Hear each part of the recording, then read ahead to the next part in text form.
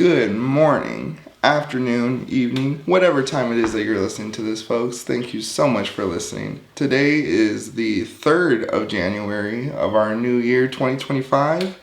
Happy New Year, everyone. Hope it was fun. Hope it was safe. Hope it was maybe somewhere in between there, depending on how you push it. I myself, it was fun. It was a good time. Went to my sister-in-law's house, had this new drink. Tasted just like horchata. In fact, on my drive home, I was thinking about it. I was like, maybe that's just how they make horchata, because the ingredients, I believe, were like rum, Bailey's, Kahlua, and I think she said nutmeg. So I'm like, maybe that's just horchata. Maybe she just made homemade horchata because it was good, especially over ice. Hangover wasn't as bad as I thought it would be, considering all the sugar, because really my alcohol diet of the day was that and twisted tea, and then just straight shots of rum. So that's why I was kind of like, in the past I've had some sugary drinks that just leave me like that. So happy that I wasn't. A big show to go over today. Actually, I have quite a bit to say for a couple of things. First off, just want to do some general housekeeping here. Realized in the last episode I didn't establish what the schedule is gonna be. I'm thinking moving forward, we're going to try and do an hour a day, once a week. Probably going to shoot on Thursdays, post it on Friday, which is why I said January 3rd. Hopefully I did that right, and you'll be seeing this then. Just expect this once a week, just this little chat here, just talking about whatever I want to at the time. And today, honestly, it's a big movie slate. Over this last week, I saw Nosferatu, directed by Robert Eggers, and I just saw We Live in Time, starring Andrew Garfield and Florence Pugh. I think it was directed by John Crawford. My mistake for not taking that note. But I have those things to talk about. Oh, also, in conjunction with the last episode, I had posted a short film that I worked on last year. Well, 2023, March 2023, I think. We entered that into some festivals, and it got into a couple. It didn't win anything. I didn't know what the rules were, if I was allowed to post them on YouTube at the time. So I just let them stay there in private, and I was like, yeah, I'll find time to upload it, and that just never materialized. But I finally did it, and that was kind of my way of soft launching this podcast, because I don't really know how to tell people hey, listen to this podcast. But it is my New Year's resolution to keep up with this. So why don't we just start the show talking about the short film that I posted? Because a couple of people had hit me up and asked me just questions about it. And honestly, it was so fun shooting. A lot of the projects that you see here, all of them have been fun to make. That one was cool just because it was a totally new experience having an actual crew. I worked with Charles Terrell, really talented cinematographer, photographer. He does it as a hobby, but still, I just feel I gotta shout him out. Had both my brothers working on it with me, just doing the little things like getting ash out of the fireplace, and holding the camera or holding the microphone. So yeah, let's just talk about the making of that. I was actually in the middle of shooting another short film I had called 53% Accurate. I still have that script. I still very much intend on making it at some point, but for whatever reason, it's mostly with actors, just actors becoming available and not available. And in this case, I was so ready. We had already shot one day on this thing. We just needed a second day to wrap it up. And then the day before, the actor, he had hit me up and was just like, hey man, I'm not going to be able to make it, sorry. And at this point, this script was made in 2020, by the way. So we're in 2023 now. Any chance I've had at making it, it's always just fallen through. But I was I really want to shoot something. I have the whole crew ready to go. So I just kind of came up last minute, the idea that ended up becoming Home Alone. And essentially, I'll give you the actual description of it, because honestly, like I put as much stuff in there so people could see like, yeah, this is what it's about, but just in case like you guys have seen it, you haven't figured it out yet. Basically it's just like a girl who uses witchcraft to disappear her family and like just like do whatever she wants, party, whatever. So that was the idea. And as far as like evidence that points to it throughout the whole movie, you get little things like, you know, the pictures on the wall, you'll notice, of the house we were shooting in, those pictures on the wall, the people who are in them begin, like, you start going to white, like, we just take the pictures out and start putting them, like, every time you see it, it's kind of like a continuity error, but intentional, so it wasn't an error, but you'll just notice those pictures are going away. The shot of the apple, while she's, like, sweeping up, which, by the way, what she's sweeping up is her family. So that's just like a little thing. The shot of the apple, forbidden fruit, kind of that imagery. When she goes into the bedroom, there are tarot cards like in the corner, which I got those tarot cards and they ended up being, I mean, they were like custom. They were cool looking, but I realize now, like most people, unless you have that deck, you probably won't know what the cards are. And honestly, I don't even remember. I think it was like the devil, death, and the Five of Cups maybe. And if you know tarot cards like Five of Cups, I believe has to do with like the severing of relationships, stuff like that. So that's in there. The book she reads is The Thief of Always by Clive Barker. I love that book, and you know that one is about a house that devours people. And you know the books that are in between that one on the shelf was like Catching Fire, the second book in the Hunger Games series, The Witch by Robert Eggers. Speaking of him, we'll get into that in a little bit, but and then there was also like a black book, and like I carved the word spells. You probably can't even see it on camera, but it was just there. And yeah, I think just so, I mean, when you say it all out loud, this is a 4-minute short film. All of that was all kind of crammed in there. So, like, I don't know. I was trying to make it as obvious as possible in as little time as I had. But that was like the story, and that's how it's meant to present. And I just kind of want to talk about working with everybody. It was a really fun, collaborative environment. Ashley, who's the actress, and hopefully is watching. Well, she doesn't have to watch. She doesn't want to, but we are talking about you. So, she was great. Like when we go back to like our like days working in a restaurant. So that's when I met her, and I had known she was always into movies. So when I approached her about acting, she jumped on it. Incredibly talented, very open-minded. I believe this was her first short film that she ever worked on. So I hope that she has continued since then, and definitely want to work with her more. Did everything I asked and more. Just really, really talented. And on both sides of the camera too, because as well as like performing, I mean, she's the only one performing, so she has to carry the whole thing. But in addition to that, like just being willing to like help out with like making the set or finding the shot, it was really cool. So shout outs to Ashley for that. Charles, incredibly talented. I really don't know much about video production or photography at all. I use auto all day on this. Sound, I had no idea what to do, but he educated me on room tone, which was really awesome.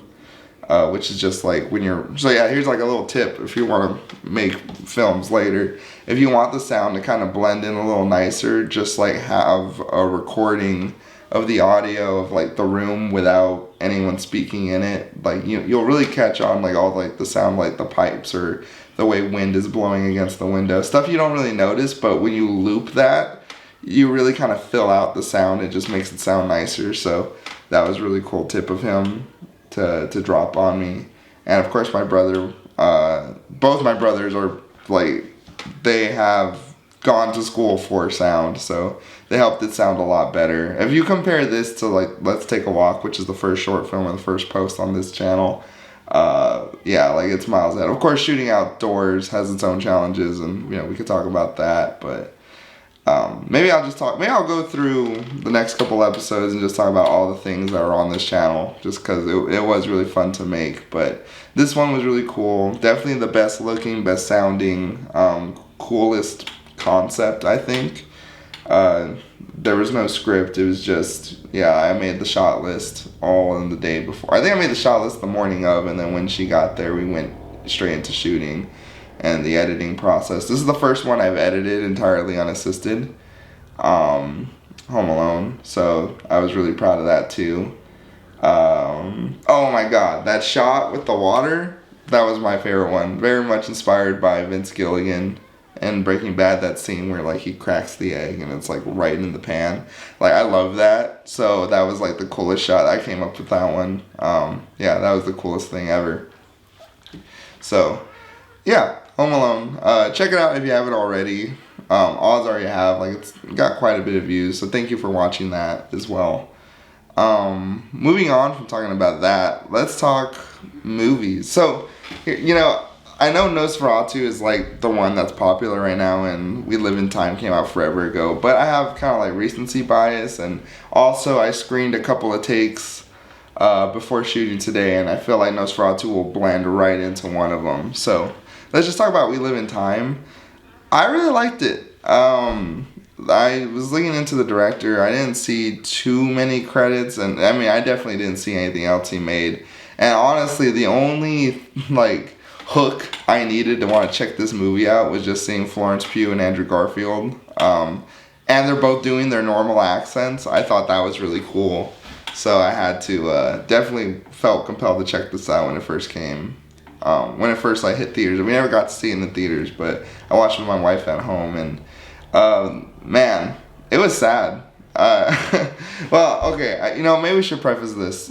Spoilers for both We Live in Time and Nosferatu. We'll probably get into both of those, but basically what We Live in Time is a story of it's a story of a relationship between Tobias and Alma, which are their characters' names, and it's not told in chronological order, and some people might be off-putting by it. I really found myself thinking about Kurt Vonnegut while watching this, not because of the subject matter. If you know about Kurt Vonnegut, his subject matter is anything but typical, but his tendency to tell stories out of sequential order, and I couldn't help but think about it, especially because the title is We Live in Time, and in Slaughterhouse-Five, Kurt Vonnegut's arguably most popular novel, it begins with Billy Pilgrim was unstuck in time.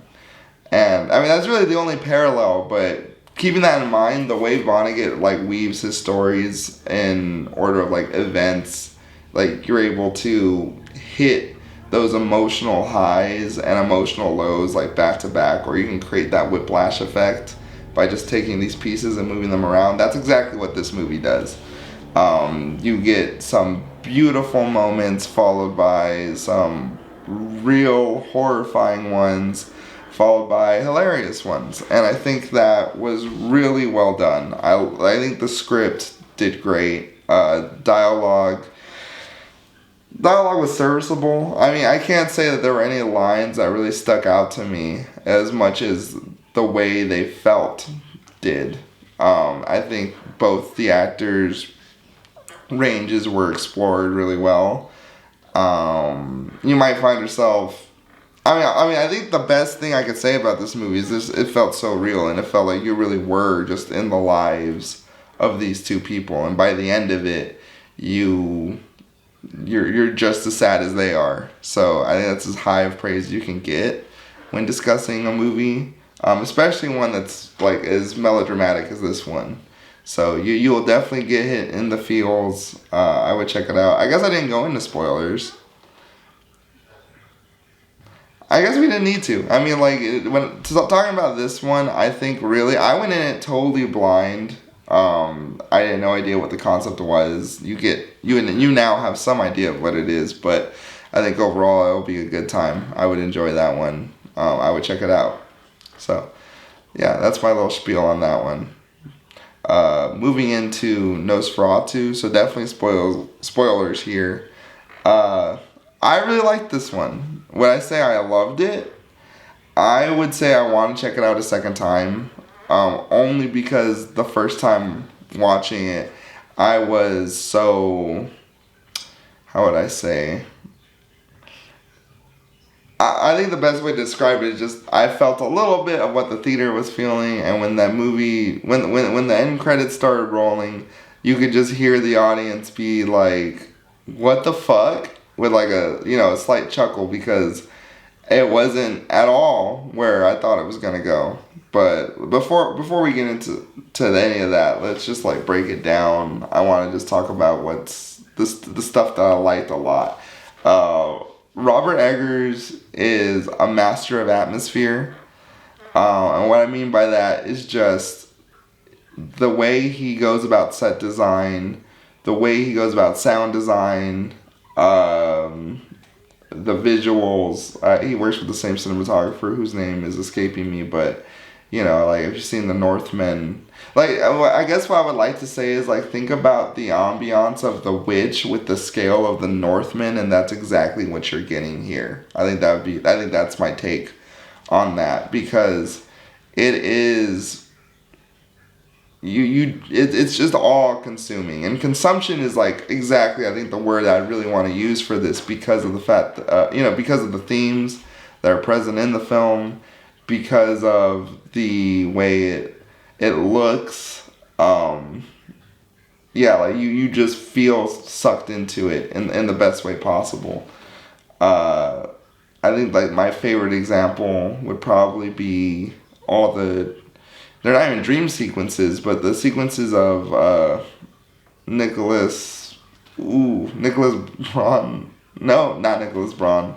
Whoops, thinking about Succession, but I think it's Nicholas Hoult. I apologize, but Hatter, when he's in the castle with Count Orlok, that whole sequence of him like going out onto the trail, the stagecoach, the dinner, the whole thing just feels like you're in a dream, and a very bad dream that you can't get out of. I thought it was brilliant. I'm pretty sure that's exactly what his intention was. But I loved that. I love the performances here. Lily Rose Depp. Honestly, the only other thing I had seen her in prior to this was The King, the film with Timothée Chalamet. I thought she was great in that too. I mean, it was very limited screen time. I think she had like 2 scenes. But I definitely remembered her, and I think a lot of people are going to remember her after this, because the commitment she had to this role, I think. So I remember I listened to the DGA podcast with Robert Eggers when he was talking about this film, and what he had described was her preparation. You can't help but respect that. She had like learned a whole new way of movement. I think it was some kind of a dance. She had like really worked on that, so all those trance scenes were totally unaccompanied by any kind of like wires or anything like that. That scene with her tongue, like she just learned how to do that, which is insane, but really cool. I think Bill Skarsgård was great. I mean, especially considering what I've seen him in, which of course I've seen It and It Chapter 2, and he's great as Pennywise. I love that performance. Like, I think tonally those two things are just so different. Of course they are. But I really loved the life he brought into this character. And again, like citing that DGA podcast, apparently he had been working with an opera singer to figure out how to get his voice that low. That's super impressive. I also liked the character design. I think that's been kind of controversial in the internet. I know I was discussing with my friend. He did not like it. The mustache, the comb over haircut, or is it a comb over? I'm not sure. I mean, it was like a pretty big head, but like the hair was like coming down. I mean, having hair at all is already different from the 1922 picture, but like I thought it was good. I felt like a walking corpse, which is exactly what it's supposed to be. And you know, the thing with Robert Eggers and his whole love of esoterica, it's just that like takes priority over most things. Well, not most things, but when I said atmosphere, you could tell that he begins there. He starts with the big picture, and then the more details that he fills out about this world, it informs the way characters behave or interact within it. And I think that is just so cool. And it's very much seen in this film. I loved Aaron Taylor Johnson in it. His wife, I can't remember the actress's name, but she was great. Oh, of course, Willem Dafoe. I mean, Willem Dafoe is a regular character at this point. In Robert Eggers' like growing cast of people that he likes to work with. So yeah, performances were really great. And honestly, like the thing that so walking out of the theater, I was disappointed at the ending, and I feel like a lot of people were, because. So spoilers alert. Spoilers alert. Spoiler alert. The film ends with Lily Rose Depp's character sacrificing herself and allowing herself to be consumed by Orlok, leaving her dead, but he's also dead. So like the vampire's dead, the village is lifted from the curse, and you know, her husband comes home to find her dead underneath this monster with a smile on her face, totally naked, knowing exactly what had happened, which was intercourse. And Willem Dafoe comes in and he like leaves flowers and is like, well, you know, forgive us for what we did, but she saved us all and all this other stuff. And I was like really upset, primarily because I guess what I was feeling was that she loves her husband. This is just a monster. She doesn't, you know, she was innocent in doing this. Like, she didn't deserve that kind of an end. And like, you know, okay, fine, she has to sacrifice herself. Why not just, you know, like eat her or drink her blood, like in the original, the way that ends. Like, okay, yeah, like just eat, like drain me and stuff and I'm dead. But like that whole sexual component of it, I was like, I just did not understand why it had to be there. And I was pretty frustrated at it. And the next day I was talking to my wife, and my wife is like, she wanted that though. And in the sense of like the sex, like she wanted Orlok. And I could not, for the life of me, understand why. But then she was like, it was there all along. Like, every time she had, like, those possessions, it was, like, with pleasure. You know, those convulsions weren't of, like, great pain. And then when you talk about the dream that she was describing earlier, she was so happy. And, yeah, there was a lot of fear attached to it. But ultimately, what those feelings were was her denying herself of what she truly wanted, much like what Orlok accuses of her earlier. Yeah, she reached out to Orlok. They had a weird connection, but that connection was something that she enjoyed. And then I had to think about what Willem Dafoe's character had said, which was, perhaps in a different society you would have been a priestess, but alas, we live in a modern culture, or something along those lines. So really, I think a big theme of the movie was desire versus what society expects of you. She felt ashamed of what she had enjoyed, which then led to her lying to herself. And that lie is what the audience is also clinging on. That's what I was clinging on to. So then by the end, when the truth is revealed, it's ugly and we don't like it or understand it at first. But then when you really think about it, of course that's how it was going to end. I think overall the film was a tragedy. I think the outcome was pretty much destined to occur, because that's what A, she truly wanted, and B, it was just a supernatural force that really couldn't be stopped. I mean, it was like a a true like creature versus just people. So I think that's what makes the most sense. But I think my wife put it in a much better simile. It was pretty much just Edward and Bella. if you've seen Twilight, like she was just she was just a girl who loved this supernatural creature because she saw something of herself in it, and he had the skin of a killer, and she was his personal brand of heroine. So there's a Twilight reference for you. So why don't we just hop into some takes here. First one here is going to be coming from Chris. Welcome to the show.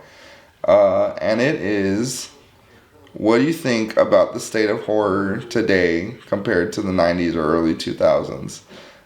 Thank you very, very much for this, Chris. So when I think about horror today, and I know we discussed this a little bit, he and I, but one of like the biggest factors in making today distinguished from then would be the existence of studios like A24 or Neon or Blumhouse. These studios pretty much dominate the horror scene, I would think. Of course, there's like a lot of argument to be had whether or not A24 is like really making true horror films. I think, for me, one of the first major influential films that I had seen as like a teenager was Hereditary, directed by Ari Aster.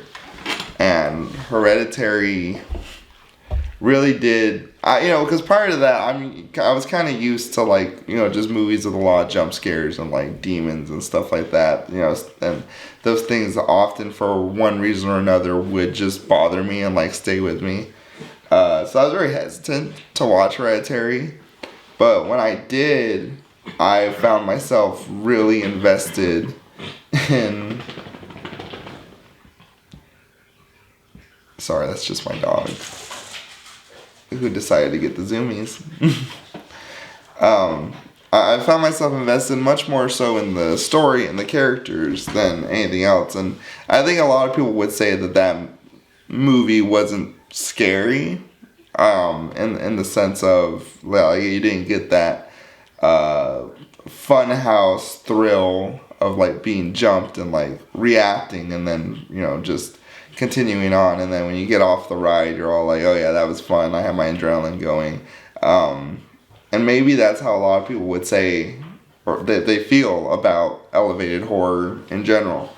And I think this is what we really want to get into, is just like, okay, how you compare elevated horror to horror movies of the 90s and 2000s. And I think the term elevated horror is a dangerous trap to fall in. Whenever you see like a really weird artsy horror movie, you want to just call it elevated. I don't know how accurate that would be, because, we did have some really great horror movies like early 90s, 2000s. I would say Insidious had an interesting concept. Or if you want to even go farther back, like what we call Alfred Hitchcock's Psycho elevated horror. Because essentially what I believe people mean when they say that, it's like it's a film with like a thesis statement still. And I think all good stories have that, regardless of whether or not they're considered highbrow or lowbrow. I do think what these studios have done have created an easier path to make these kind of well thought out movies. Whereas in the past, horror was kind of designated as a genre that was meant to be fodder, like meant to collect cash because you can make it on the cheap, and if it's really good, people will hear about it word of mouth, they'll all go see it, and that is what those movies were. They were also great starter projects for directors who'd go on to do other things, like Sam Raimi and The Evil Dead. The Evil Dead was iconic, of course, but, so was Spider-Man, and that's essentially what that was like his trajectory. So, you start in horror because it's cheaper, it's less consequential, and then you move on, which is probably a big reason why horror doesn't really get acknowledged in the Academy Awards. Now, what I think the creation of these studios has done is it's taken horror out of that rank, and people are able to start taking it a lot more seriously than they did previously. Like, I remember there was a lot of Oscar calls for Toni Collette with Hereditary. A lot of people said she deserved it. I would be among those. Fantastic performance. Florence Pugh in Midsummer, like, great performance. I don't know if people were calling for her to get an Oscar for that one. That was another one which had like a theater reaction that was like, what the fuck? And also you'd be, I guess, kind of pressed to call that horror at all. I mean, you can call it folk horror if you're really into those circles, but I suppose it has made horror into it's taking it into that, see, that's the problem, because I guess, like, that is what elevated horror is. That's probably what some people are thinking right now. Comparatively, though, is the quality of movies any better? So yeah, that here's the take. I had to get the take detector out. We found it. Yes, it's being looked at more as elevated. Like, you can make a thoughtful horror movie, but I think my argument would be that they've always existed. I think it's just this new label that we're able to put on them to make it seem like more decorated. Like, people don't want to just say, oh, horror can be good. They want to say elevated horror is good, but then other horror isn't. That's what it is. And I think if you look at the 2000s, you'll see a lot of the DNA and what's really big now. I think about Haunting in Connecticut. That movie terrified me. Sinister, I believe. I'm not sure. That might have been like 2010s. Like, you know, I don't have like the dates in front of me. I think about movies like, and Paranormal Activity was incredibly important. Blair Witch Project, all those things. And I guess that's the other side of the coin, right? Because when you talk about modern horror, you're not just talking about this elevated subgenre. You're also talking about things like, I don't know, like Scream, the new Scream movies that had come out, which were also very important at the time because they, you know, made commentary on the status of horror movies that, like, from the 80s and moving onward, and then, you know, in the 2020s they made some commentary on, like, the requel thing that was, like, going on. And I mean, and even today we're still cashing in on those properties, like those Halloween movies that came out like in 2018 and whenever The Last Stinker came out. Like, yeah, those ones were very good, but you're still capitalizing off of stuff that had come before. Or the Scream movies themselves, like, yeah, it was like self-aware, it was a requel, but it was what it was. You know, we're still in the Conjuring verse. Like, when the first one came out, you know, it was awesome, and, you know, now got The Nun 2, which was, you know, I mean, it's essentially the MCU for horror movies. That's what I would say for the Conjuring films in general. But I suppose what you can say, like, definitively between the two, I mean, like, horror feels more popular than ever before. It feels like even kids are pulling up to watch Annabelle or you know, I see 28 Years Later is coming out. I want to see that one. I mean, that one, again, that's another franchise started in the 2000s and is brought back now, but yeah, it does feel more accessible, more mainstream than ever, more acceptable to even like, because of the fact that we have the elevated genre. You could still be a film snob and go out and watch a movie that's about vampires.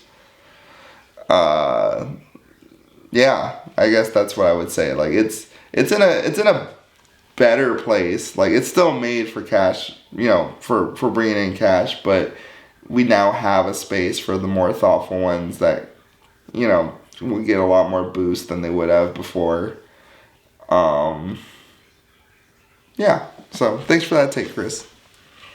Moving on to the next one, we have from Danny. Welcome back to the show, Danny. This one's a sports-related one. He writes, Sports in America need to have a relegation and promotion system between divisions. I love this idea. So, for anyone who's like fans of professional soccer or like have any vague idea of how it works, basically you have your club, and when your club starts competing and it does so well, it gets moved up a rank. And again, you get the chance to do that, go on, like so on and so forth. Which is how you have like the Premier League. It's how the league over there in the UK works. You'll have like Division 1, 2, 3, and then it gets into like the Premier League. And then when you do on the Premier League, you go to the Champions League, stuff like that. And I mean, if I were to think about an American comparison, I think about the MLB and AAA teams. Every team has a AAA team, and then when that AAA team does so well or whatever, like they have their own championship, and teams are like pulling them out from like it's totally different in that sense, because like yeah, they are still affiliated with that major team, but as opposed to simply having it be an extension, you would let the AAA teams then compete. And then that AAA team would have a chance to move up, while the worst team in the league would then go down. So I think it would really incentivize. Well, one, it would like definitely do an end with tanking for like draft picks, probably, I would assume, because like if you're bad on purpose, then you have a chance to get relegated to below, and another team will have the chance to promote. Honestly, you know what? This is actually a really good question. I have no idea how drafting or finding new talent works in like the English football system. Because I'm wondering about it right now. Like, well, how do they get new talent? If like, because here the worst teams will get the new talent. So that is actually an interesting. I don't know how that works. I don't know if like they have like a pipeline from universities to the league as we do here. But you know what? Probably they do have it for like the actual league teams, and because all these like other teams that are like relegated down below, they're all clubs, and technically speaking, you can create a club, but you have to start at the bottom and you work your way up. So maybe once you reach that level, you get to move up. I'm not sure. Maybe that's how we should do it in America. But I do like the take. I like the idea just because I think it makes it interesting. You get new teams in every year. Maybe they'll put together like a Cinderella run. Like I think the storylines would be really interesting. I'd be really invested in that. And of course, like I'm assuming like your favorite teams probably would be like just good and solid enough. But then when you get like real bad teams, like I don't know, like last year's Pistons. Like legendarily bad, like having them move down and then having some other young hungry team like be able to like slide into that spot, and then having the Pistons build it back up, having to get back into the actual league, and then like I don't know. I mean, they're doing really good now. I don't think it would hurt your chances at all. I think you would need probably a lot more teams though than what we have, especially like in a sport like football. We don't even have that many teams, so like no one really being relegated to one or the other. But I do love it. I do love that's how English soccer works. I think that's really neat. Like to start as like a small pub, and then hypothetically, like if you do everything right, you'll end up like playing against Manchester, So that's pretty cool. Let's see. I think I have another take here. Carey, Mulligan, and Riz Ahmed got robbed of their Oscars. Now, he didn't mention the movies, but he doesn't need to because I loved both of them. He's talking about the 2021 Oscars, I believe, or was it 2020? I believe it was 2020 or 2021.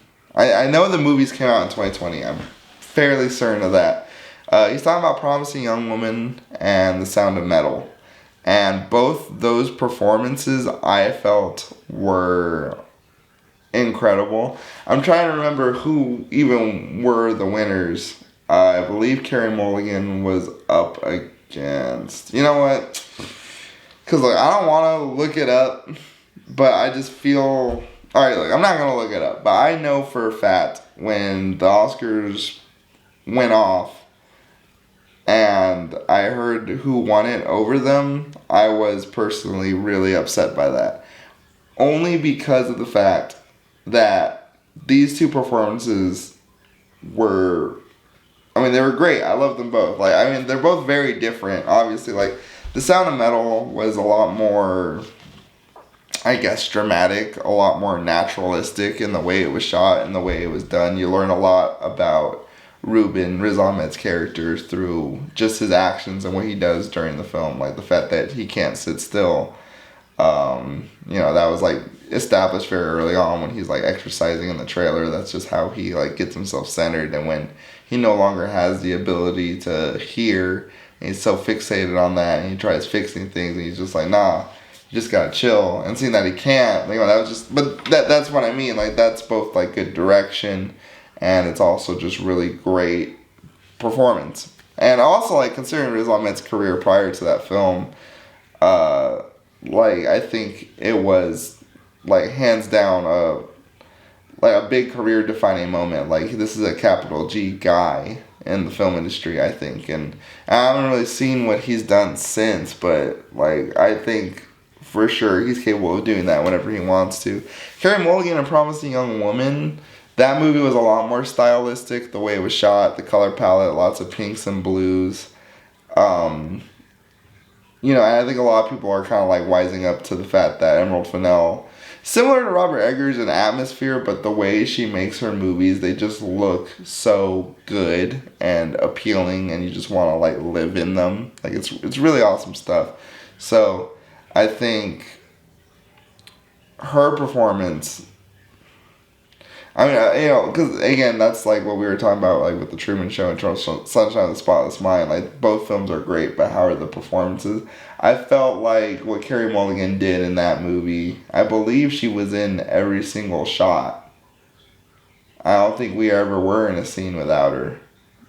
No, yeah, like, you know, she absolutely had to carry it on her shoulders, and I think she played the villainous side, which, you know, and to be clear, like, you've seen the movie, she's not a villain, but, like, that vindictive side of her, like, the quiet anger that's, like, always, like, behind her character, you absolutely feel the happy moments. I mean, she's hilarious in it as well. You know, she went toe-to-toe with Bo... Well, I should say Bo Burnham went toe-to-toe with her in plenty of scenes, and I think they both played off each other so well. Yeah, no, fantastic work, both of them. I couldn't agree more. I would have loved to see both of those guys win Oscars, but unfortunately it just wasn't in the cards for them. So, once again, thank you all so much for watching and for supporting the show so far. We will be here again next week. Stay safe out there. Have a great weekend. Have a great work week. And I will see you guys in the next one.